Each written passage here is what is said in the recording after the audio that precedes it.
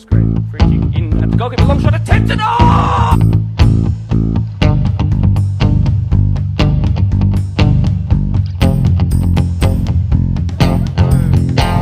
Great kick pass out wide. That is fantastic. That is sensational. And that's the winner.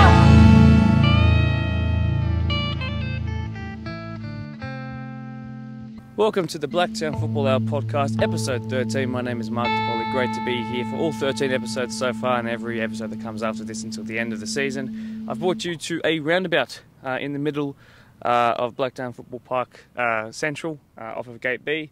I was going to go record in the middle of the field, but unfortunately there's a school game going on there, so I've been kicked off, and I'm in a roundabout.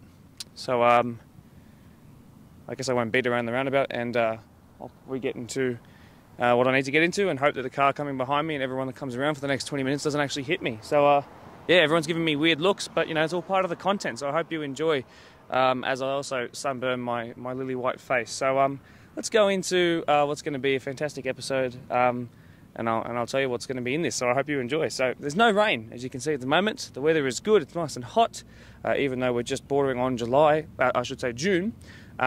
All fields are going ahead as open. I got an email just before I started recording this to suggest that everything's going to be going ahead as long as your grounds individually are all okay. Looks like we're going to have a full and prosperous round. So what's in store for this episode? So first of all, results.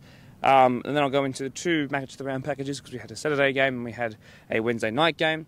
And then a continuation on from the league predictions video. If you remember from episode 4, way back when we used to record everything sensibly inside, we did a look at the Serie A, La Liga, the A-League men's, and the Premier League. So we'll see how those predictions fared, because I got a lot of views that video, so I'm hoping that the reaction to it afterwards is just as returning. We'll wrap up this week with a look at something big happening this weekend. A Salvation Army's Red Shield appeal is happening, and I'd like you all to sort of take note and listen to what's happening, and be able to get involved. There's some goals we want to reach, there's some targets we've set. I think it'll be really good. So a nice chill episode, having a laugh at my ability to, or my inability to predict what's happening in the football world, and then of course a great goal of the week to wrap up the episode at the end. So let's get into our results, starting with AYL. We played against Southern Branch, but for some reason, after the 13s game, and they unfortunately lost 5-1, the 14s match was abandoned, and the 15s and 16s were not recorded for whatever reason. So nothing's on dribble, so I can't give you anything else other than that loss for the 13s. So, yeah, fantastic. Our Spartans girls were up against Emerging Jets, and we emerged as victors in all but one of the games. So the 14s were 3-1 winners, the 15s were 4-0 winners, the Jets 16s team ceased to exist after a couple of weeks ago, after not being competitive enough, so there's no game for our 16s there. They were called off. The 18s, in a push forward 2 hours early game, was 6-2 winners in what was certainly a confidence boosting game for a team that's really starting to pick up form now. The reserve grade drew 1-1, and first grade were 5-1 winners. I can show you the goals packages and the MPL TV package from those two games now, so enjoy that now.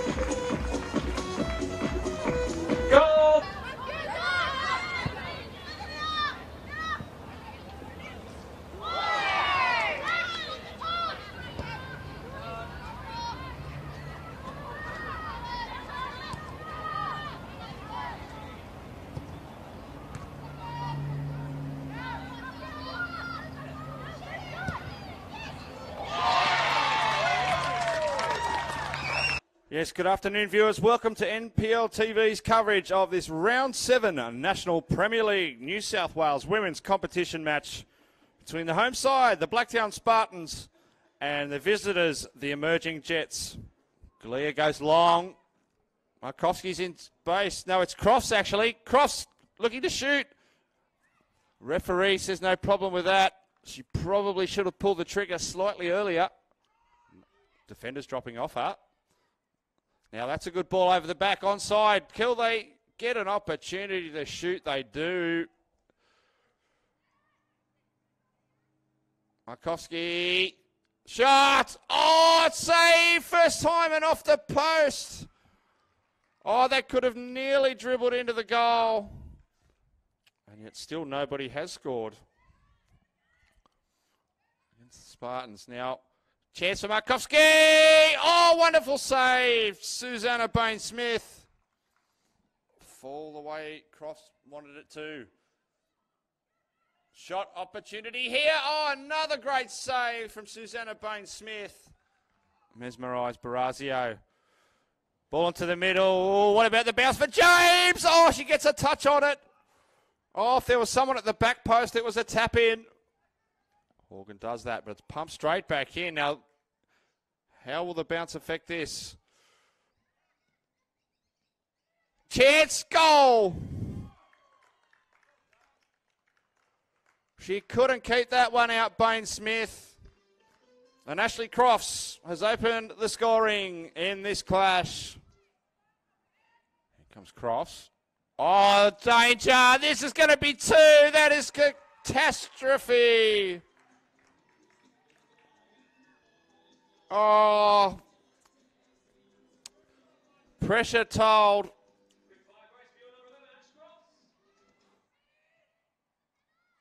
Oh, Lowry, strong shot from Lowry. Oh, that was right on target and had pace. Space for Cross, ball to the far post, headed wide.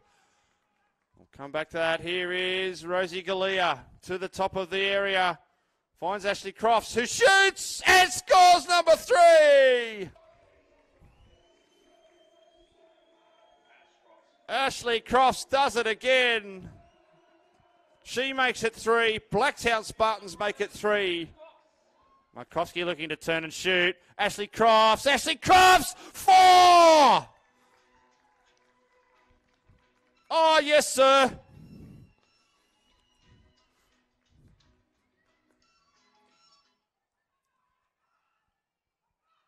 Now, here's the Jets with a chance. There they get one back. What do you know? I think that looks like BRINLEY gentle. Let's tap that one away. Lemon. Good save, Bain-Smith, but it's in. I think that's in. It is now. So I'm not sure who this will be credited to. Who the goal scorer is, but it's 5 to Blacktown. Goal for the Spartans to make it 5-1, scored by number 20, Kate Duffy. Kate Duffy, the substitute, taps in the 5th.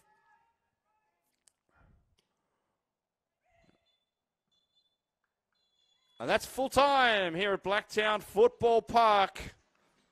Round 7, National Premier League New South Wales Women's Clash is all over here. It's been a big day for Blacktown Spartans. A tough one for the Emerging Jets, but they didn't give up. On to the boys. The Spartans boys, look, it wasn't their best day at home and then day out next door at Wanderers afterwards. I'm not going to actually give the highlights package for this week. It's just not the right time to do it. Let's just say that we were against Rockdale for the youth and the men were against the Wanderers. And we lost those games a combined aggregate score of 18-4, and there were 2-0 all draws in that as well. It wasn't the best day, and we've got to pull our socks up for this weekend, so I'd like to move swiftly on from that, bring it back home to the association. So in the All-Age Division 1 Women's, I'd love to give you the results, but we've actually had nothing since last week, so the rain has hindered any of those results from happening since the last episode. I'll give you the ladder though, which I'll put up now.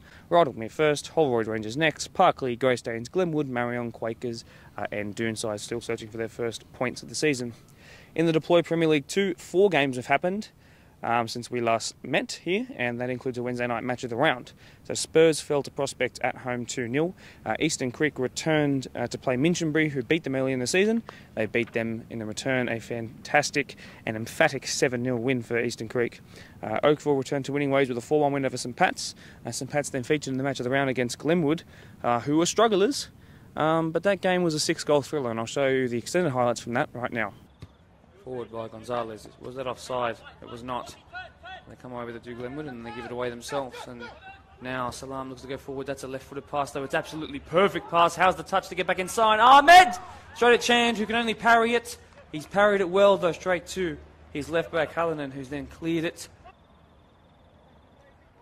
Gornall now standing over it. Was a goalkeeper last season in the match of the rounds, you might remember. An expert time waster. Ball goes in. That's his words, not mine, but I might claim them as well. You know, that's going to be a dangerous one, and maybe now the first chance. Yes! And Glenwood take the lead. A shock lead. It's been all territory in favour of St Pat's. But that moment there, a spanner in the works by Gonzalez. One back in the middle by Iredale with a lot of work to do. Goes for the cross-field switch, finds it, testing the touch. Alvarado there. He doesn't find it, and down he's gone. Hopefully he hasn't hurt himself in trying to go for that, actually. And now Prosecha again is on the left this time into the box. Abu clears only as far as Hawkins, the best player in the world. He is really nice recovery there. That goal really having stopped the momentum. This is a serious chance. That ball, the right amount of leather on it, but it's really going to test the keeper here, who's done quite well and clears it. Too tricky. And now the numerical advantage in favour of those in whites. A crucial tackle by Torres there. Gornall, really nice touch there by the former goalkeeper, now centre-back. He's got past his man really smoothly as well. What a piercing through ball that is. And now Lacosta poorly into the box. Lots of work to do to grab his second of the season. Oh, what a save. One edge of the box. He's found the one edge of the box. It's Abdul Galil. Straight into the hands of the keeper. Mishra. Salam again. And then Koya to find Roberts on the turn. Look to pierce it through again. Shot. Really nice save by Chand. That's the place to be, though. Flick on header at the back post. Oh! Gornall, left footed pass up the line, intercepted there by Matesh, and then that one a bit more convincing in. But this will go to Iredale. He tries the through ball. Could this be the moment to double the lead? He's around the goalkeeper. Can he finish? Surely he does. He does indeed. Barla Andre Lacosta poorly doubles the advantage for Glenwood. And did you see this coming? Will this be their first 3 points of the season? Lachlan Inns, two brothers on the bench. Coach and father watching along. Mother is the manager. In it comes with the front post. And then maybe the scuffle in the box. Up the post. Claimed by Lackman. Did it cross the line? It did cross the line. Glenwood up by 3 early on in the second half against St Pat's. And that might do it, you know. That might just do it. Abu towards the back stick. Although it was probably a bit too shallow. And then from distance, no. No, St Pat's, it's all going wrong for you. And perhaps that's just put a bit of a spanner in the works, although Ahmed might try and intercept and Chand. But surely they hold out. Surely, right? That goes to the back stick. Maybe we have game on here. No, cleared off the line.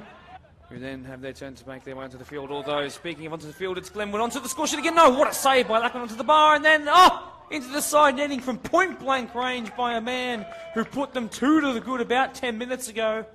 Some of your albums at the top of the time. Jailbreak by Thin Lizzy. And it doesn't matter because Lachlan Inns is coming forward and there's 3 in the box up against 3 defenders. It's missed the first one, missed the second one on the follow-up now! Oh! Wide by Sylvester Robertson. What a touch that could be. And tore into the box. And Naby now. Game on! Is that onside? Game on.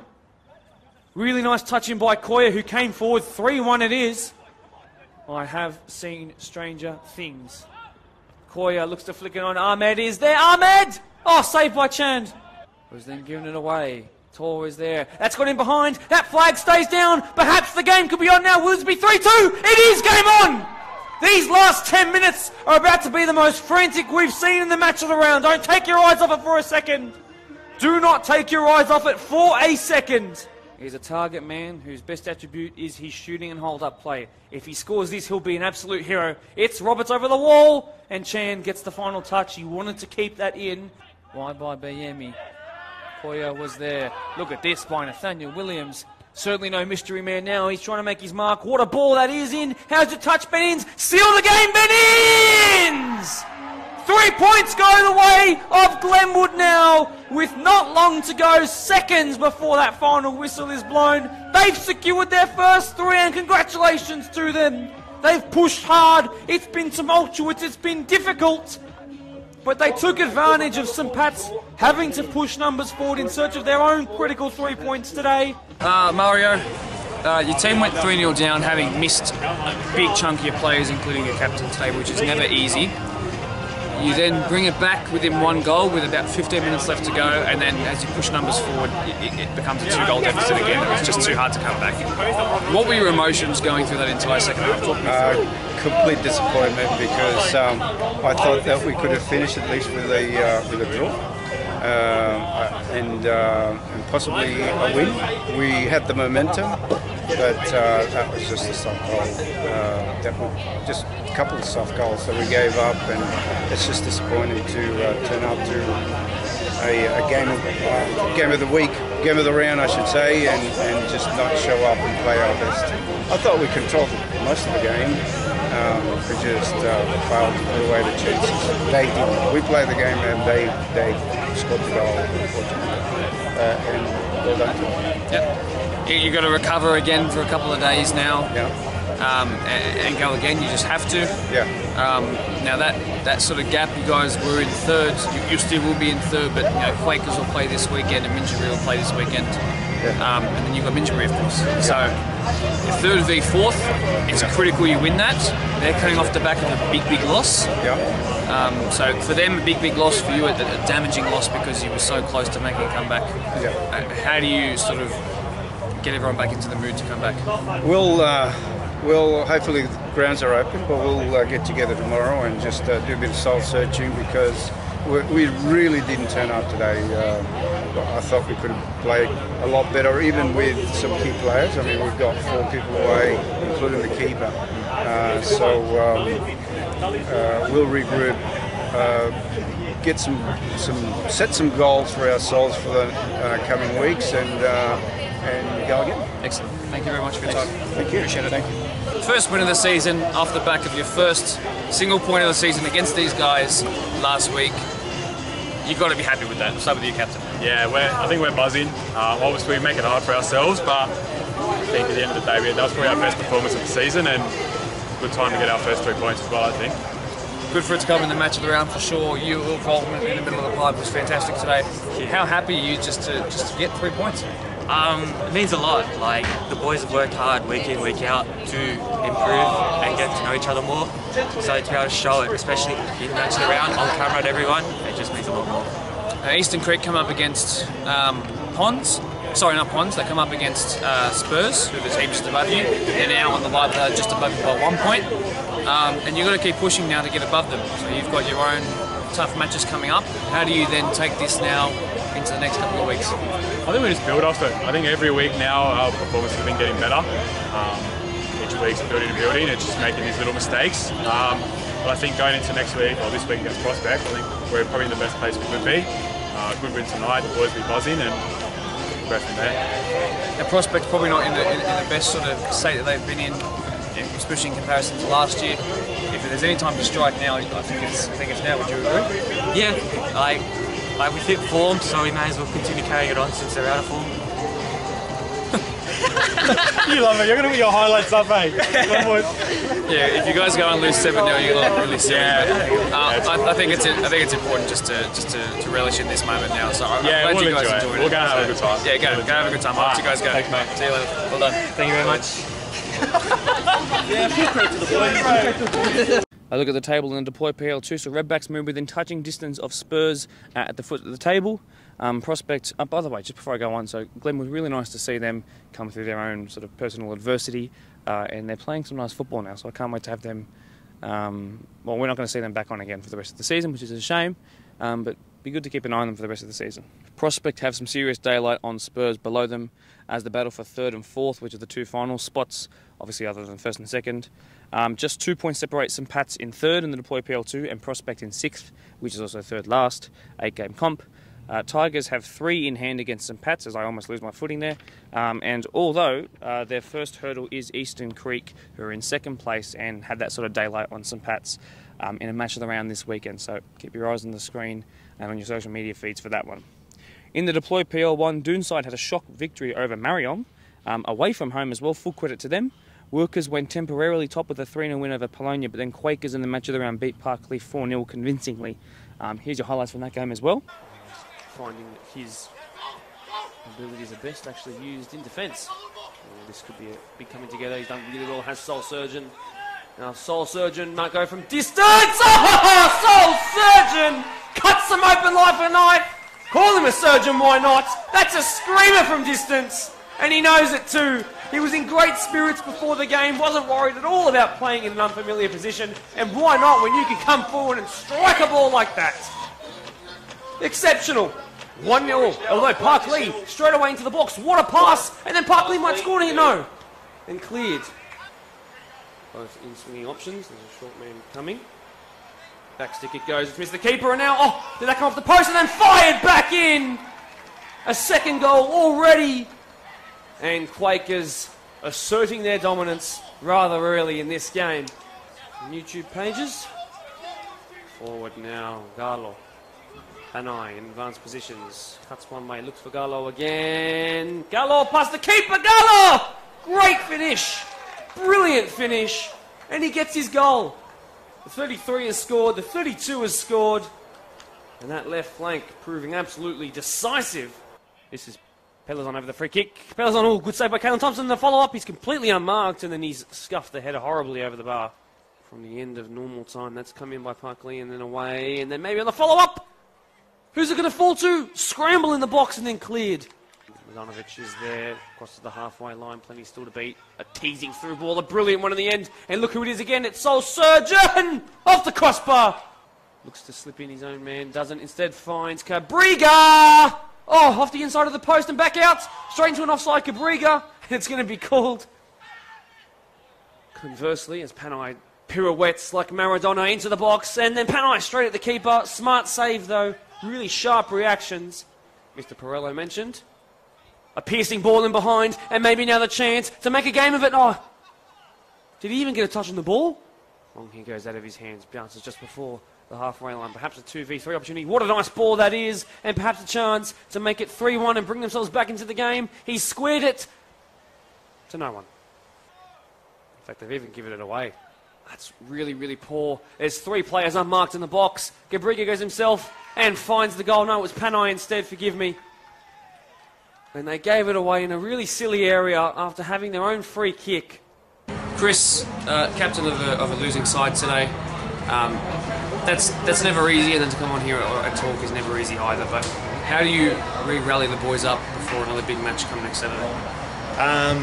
Look, tonight probably beaten by a very good Quakers side.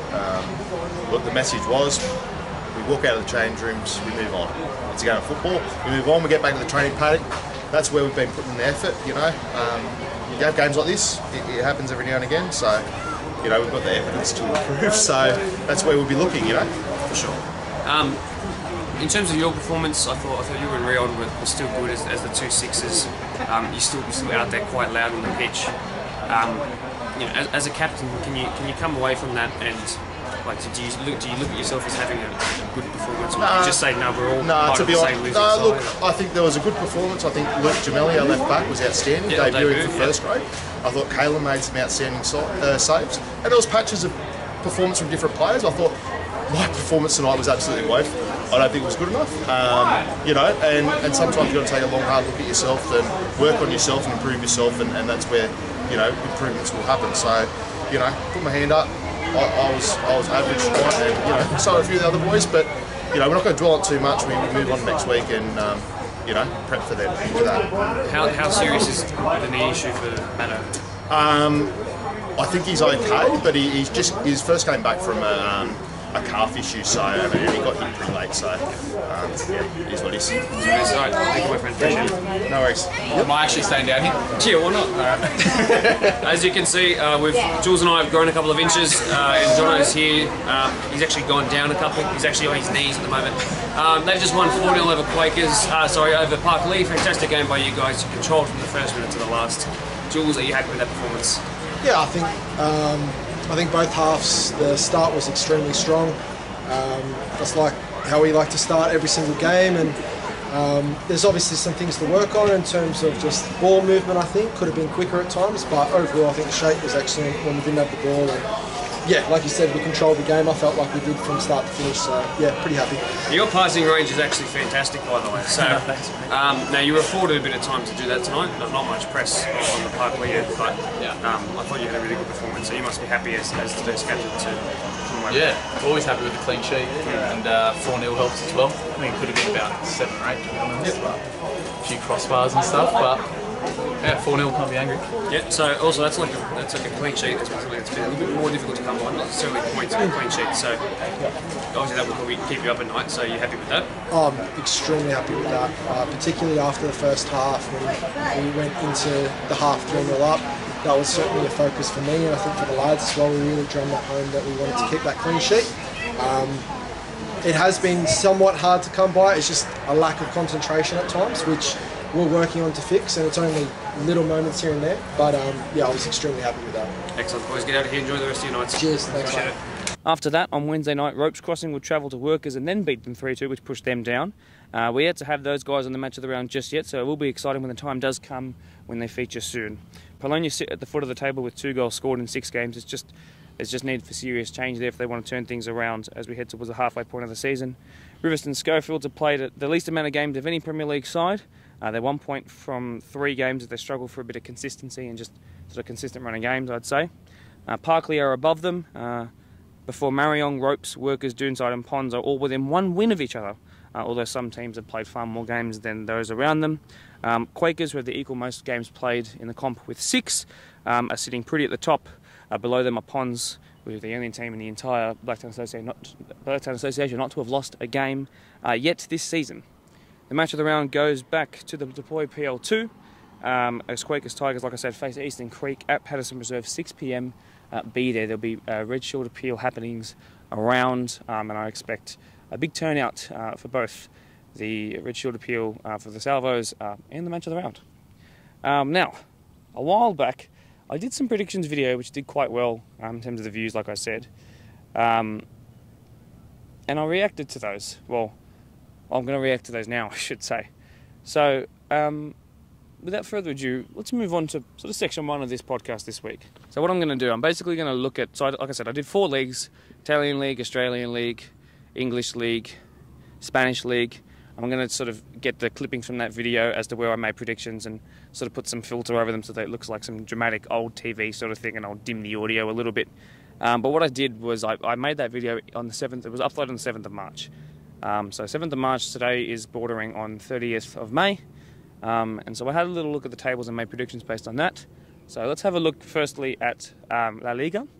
We'll see what I said, and we'll see what actually happened in real life. Prediction. Here comes my football knowledge. I've watched a lot of Real Madrid this year. Madrid are on 69 points so far, 21 wins from 30 games, 8 left to go there. Barcelona, if you pronounce it properly, sitting on 29 games played, so that's 1 game less. But they have, and also as well as the better form, 57 points. Now that's a 12-point gap, but of course the game in hand would bop that down to 9. I actually don't think Barcelona are out of this title race. Yes, Atletico Madrid and Sevilla on the same amount of points, but they're performing nowhere near as good. I'm going to say Real Madrid win this. I'm going to say Real Madrid win La Liga, but it'll be close, and Barca will close that gap, but I think they will falter once or twice. But it will be closer than what it was, let's say, 10 weeks ago before the Xavi effect really came into play. So when I made the video, there were 8 to 9 games left, depending on the team we were talking about in La Liga. The Spanish League, it saw Real Madrid sit first, Barça in second, Los Rojiblancos in third, Sevilla in fourth, Betis fifth, Sociedad sixth, Villarreal seventh. The only thing that changed from that entire table 2 months ago was obviously the points, because teams played games, but Villarreal will actually play in the Conference League because Betis won the Domestic Cup, which gave them automatic qualification into the BTEC Champions League. So, enjoy that, as a bus of school kids is going to come past me, so this will be really interesting. I'll try and talk louder to get over them. So, I predicted Madrid to actually hold out. I expected a late Barcelona fight back. The fight back didn't really come, even though Madrid did lose to them 4-0 on home soil about 20 days after I made my predictions video. So I thought the fight back might be on, but Real Madrid did end up closing out the league, and convincingly so. A final day loss Final day of the season, lost to Villarreal, confirmed Villarreal Conference League football. They came up against Barcelona. So yeah, look, I was on the cards. It was on the cards, that sort of comeback of Barca, but I didn't predict that they would completely do it. So what's my reaction to that? Am I happy with my predictions? Well, the main ones that I touched on was really first and second. So I got first right, which wasn't hard because they were cleared by like 9 or 10 points. Obviously, you can see that the finish table compared to what I showed before, which was the table when I predicted it. So yeah, look, am I happy? Yeah, look, I'm not really a super genius for guessing it right, but I did guess it right. So congrats to Real Madrid fans, and it'll be interesting to see how they go in the Champions League final. Maybe we'll do a prediction based on that, depending on how this video turns out, and if I just hate my predictions the more I speak to the camera. So up next was the A-League men. So let me show you what I said all the way back on March 7th. City are well away from it. Melbourne City also won 4-0 against Sydney FC tonight, so they're now way ahead. So they'll go on to win the league. They'll probably win the whole thing. Western United will make it to the grand final, but I think they'll lose. They'll just get outscored, even though their defensive record is really, really good. The reason I think that is because the second place team has got to the grand final of every A-League men's season since its inception in 2004. Therefore, I don't see why that wouldn't continue. And also, the best defence in the league just always tends to work out in any form of competition to be the most successful. But I just think City are too good. MacArthur will stay there. Melbourne Victory, as they got the lead now against Perth, will stay there as well.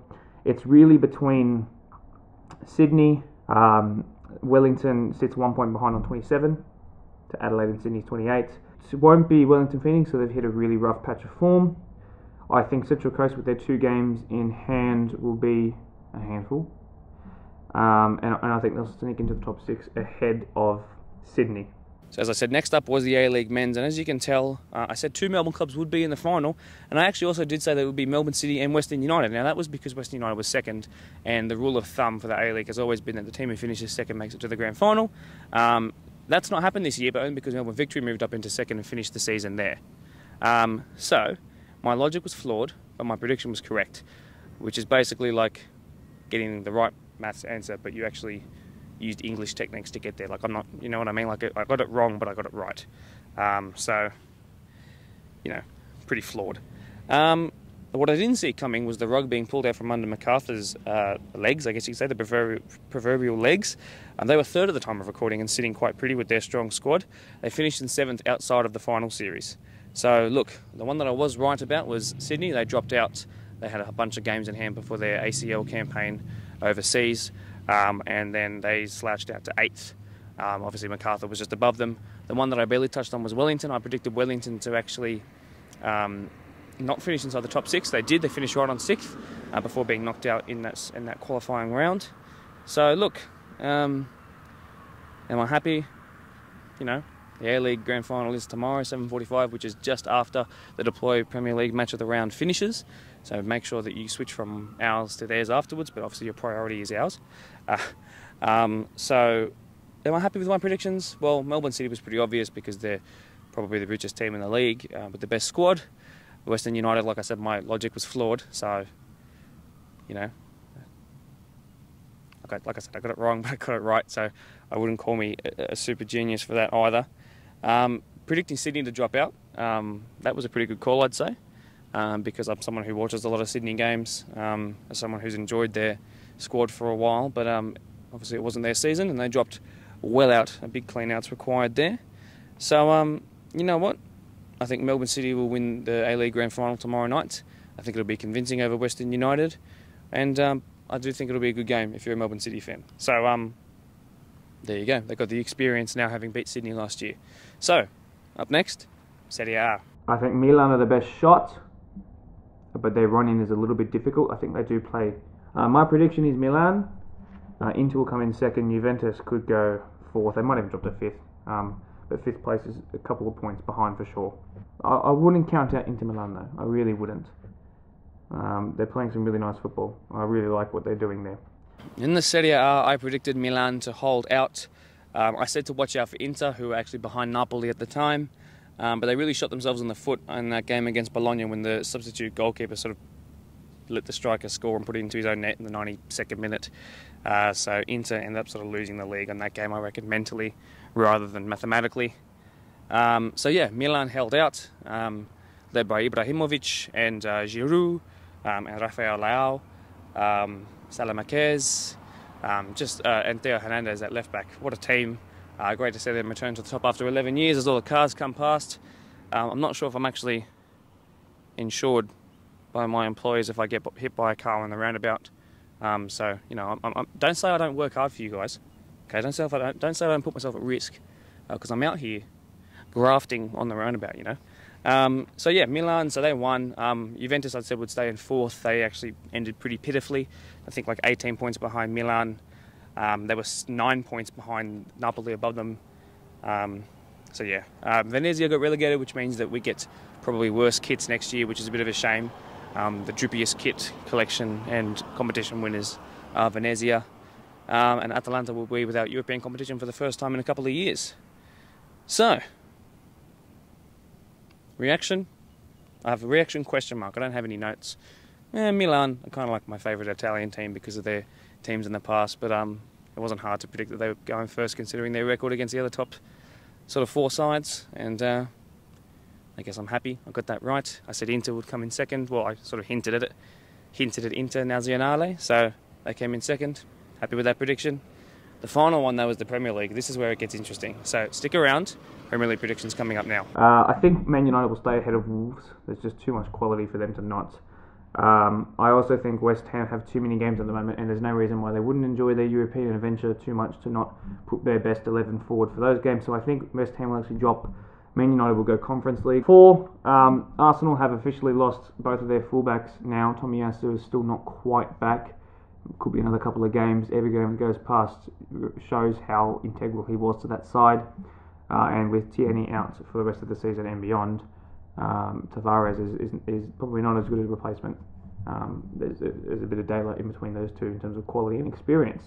So I think Arsenal's defence, which has been rock solid, which is quite a weird statement to say, is going to hurt them. And Tottenham are in really good form. Really good form. They've scored the most goals of any team in England since the turn of 2021 to 2022, so January 1st. Chelsea will stay in third, no doubt. Tottenham will clinch that fourth spot.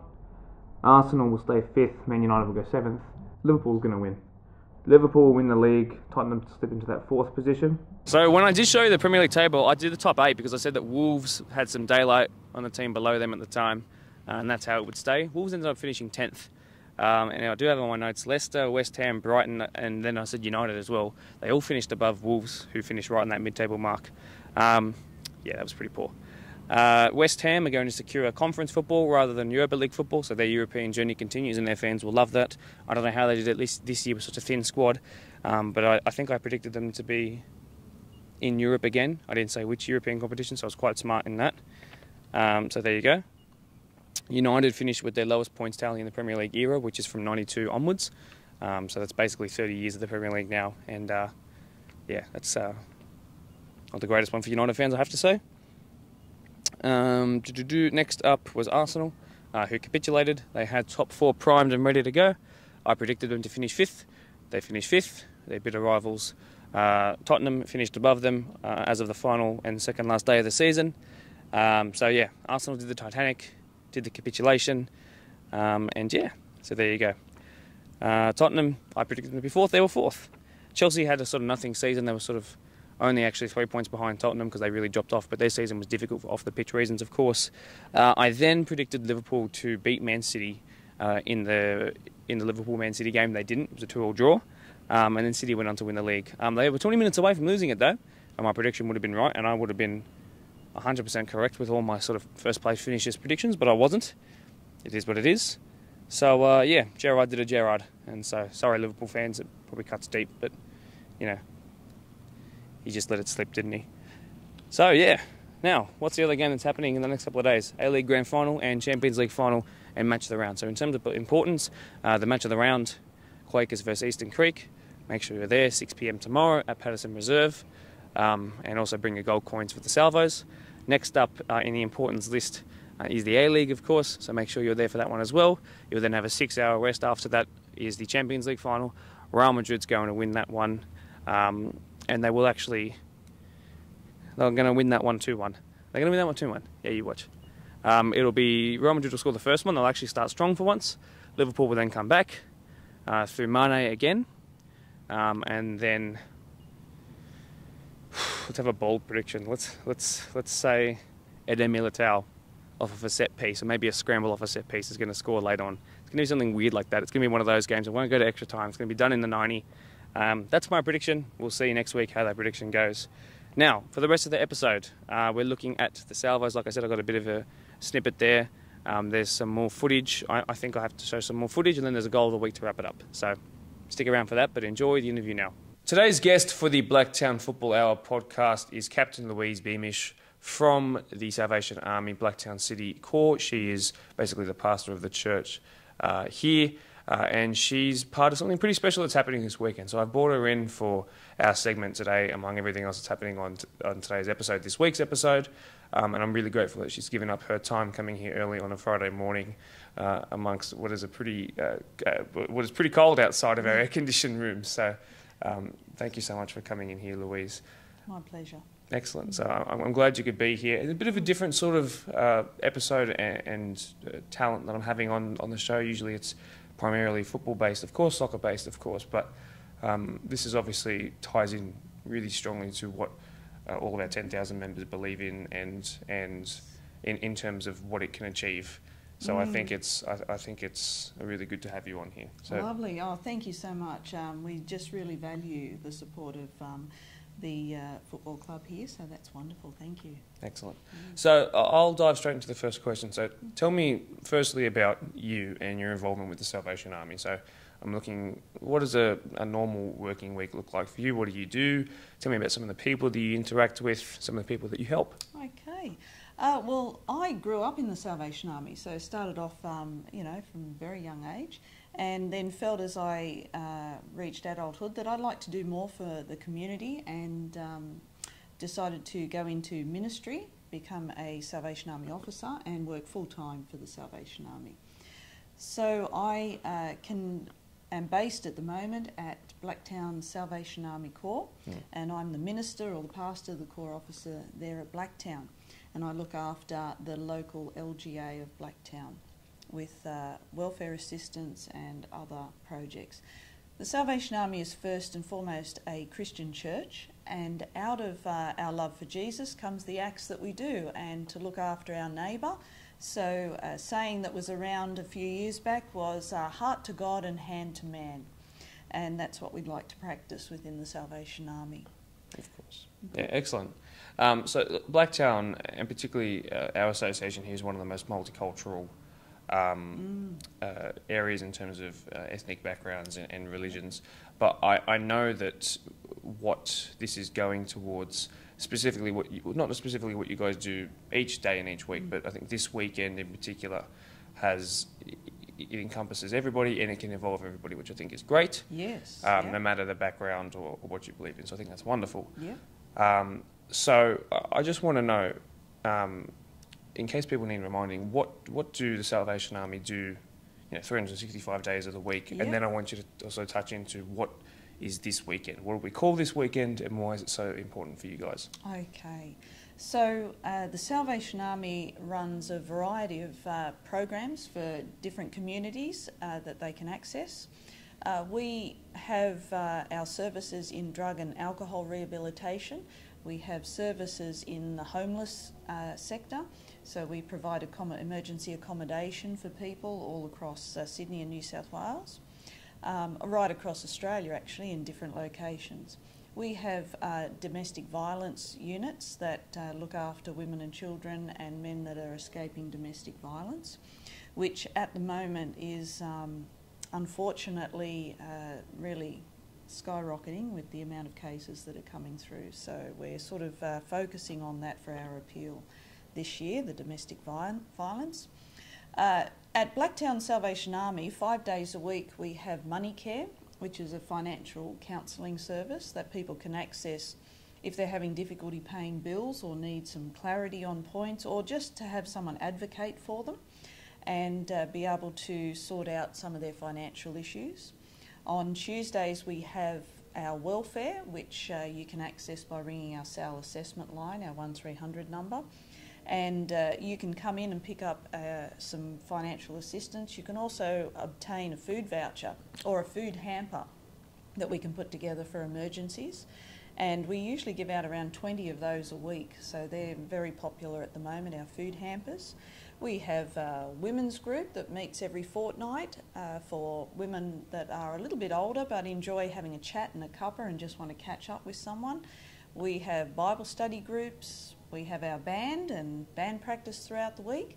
And on Fridays we partner up with Nando's and One Heart Blacktown to deliver a community meal in Alpha Park in Blacktown for the homeless and for anyone that is lonely and would like someone to have a meal with.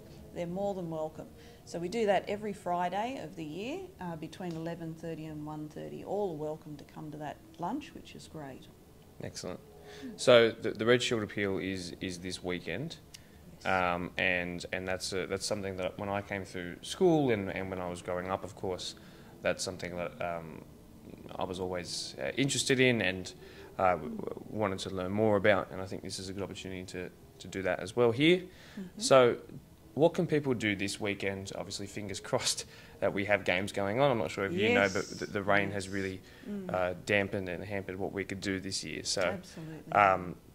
But it looks like this weekend might be good, which I think ties in great, which is great for everybody involved. Yes, yeah. So tell me, how can people participate in what's happening this weekend? Well, I think first and foremost, just dig deep and make a donation. We have numerous static points, which are sites around Blacktown where we have volunteer collectors manning those sites. They're in West Point Shopping Centre, they're in Seven Hills Plaza, they're at Bunnings Prospect and Bunnings Seven Hills, and also Woolworths at Prospect. So if you see the Salvation Army shield and someone collecting, dig deep please and make a donation for the Red Shield Appeal. The Red Shield Appeal is the Salvation Army's flagship once a year event for fundraising, and it's been going now for 56 years, which is really fantastic. Congratulations. Thank you. And we're hoping to raise here in Blacktown around $20,000 to help keep our services running. Like I mentioned, a lot of it is manned by volunteers, so we sort of just get by the skin of our teeth, so every donation is a plus and a blessing to us. I think it's also wonderful that the sporting groups and other schools and high schools are taking on supporting the Salvation Army with the Red Shield Appeal, because it creates in the children a heart for giving and a heart for service as well, and a heart to care about their neighbour, and that culture of being able to give back to the community when the community is investing in them. So it's a fantastic opportunity for them. Absolutely. So what is raised this weekend? Where specifically is that going towards once everything is all counted up? Yes, well, there's a few different areas. Some of it will go to maintain our drug and alcohol rehab centres, the homeless centres, domestic violence. Others will stay within our local community here. The reason why we fund those wider services is because everyone from our local community can access those wider services. But for staying in Blacktown, it will go towards emergency food hampers. We also have, at Christmas time, we give out to between 100 and 150 families a Christmas hamper. And also with our community partners, we help provide toys and gifts for all those kids. And it can run to in excess of 500 children, so that's a few gifts. So we want to keep that going. We also have a English conversation class that we want to continually fund with material and different things to help anyone in our community that's seeking to practice their English, which, as you mentioned before, such a multicultural community, that's a service we can offer. But it's all run by volunteers, so donations help to buy materials for those classes as well. Absolutely. My final question is in relation to the goals that you guys have set. Now, we mentioned the 20,000 for the BDSFA, so the Blacktown Football Association. Now, if you guys are watching along and did some quick maths there, that's approximately $2, a $2 coin per person, per player. So if we don't have players and we have 2 parents watching along, 1 parent watching along, perhaps a grandparent, we're looking for $2 per person. So if that's possible, it's going to be very easy to reach our goals. And the more games that happen this weekend, the easier that is. So if we go a bit broader than that, what are you looking for? What are the salvos, as they are nicknamed here? What are you guys looking for broader? So New South Wales and the nationwide. So New South Wales, close to 2 million, and then nationwide across Australia, we're looking at raising 36 million.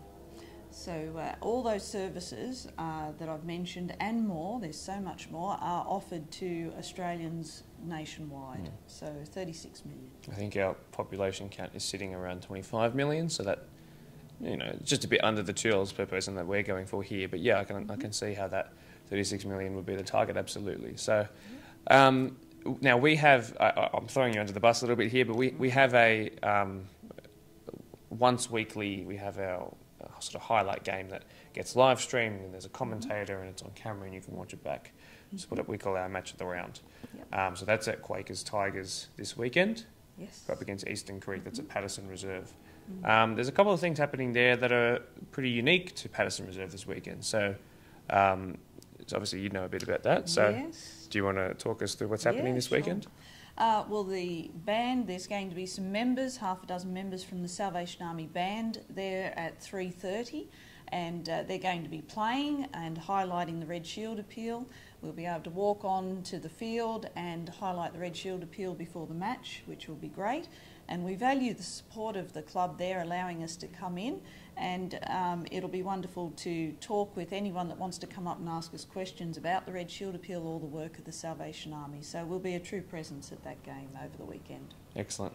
Now, as we've gotten to the end, but I just want to break character. I'm actually I should have done this before, but I'm going to walk behind the camera.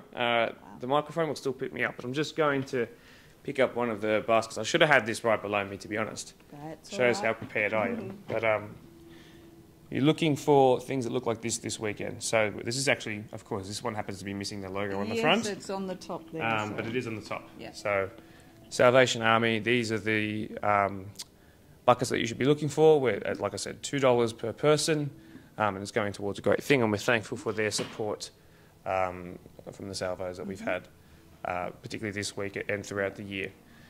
There's also an opportunity to go to club canteens and make a further donation, I do believe. Yep, that'd be wonderful, yes. The buckets will be there. They'll have the red shield on. At the main game, we hope to have a giant red shield, which will highlight where we are. But yes, any of those lovely white buckets that have the Salvation Army red shield on, please pop your coins and notes in there. Excellent. Sorry for leaving you all alone to get that bucket, but I do appreciate your time today. You've been a fantastic guest. And like I said, let's hope for some clear skies this weekend. Absolutely. We'll be praying. For sure. Thanks very much for your time. Thank you. Thanks, Mark.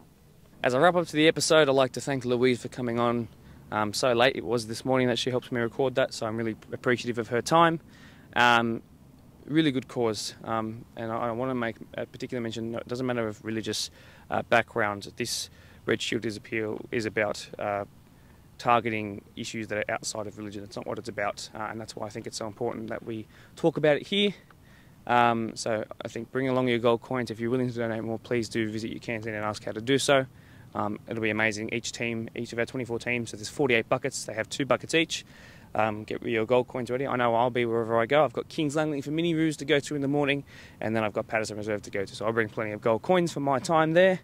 And yeah, I'm going to show you the goal of the week now as well. The latest BDSFA goal of the week was scored by number 11 from Polonia's under-9s team, Issa Kassem, who dribbled and dribbled and dribbled and then dinked the keeper, cleaning out the cobwebs in that top right-hand corner in the process. We might even need a new section called Celebration of the Week because the knee slide to match and the reaction of his teammates around him show how important and how good that goal was.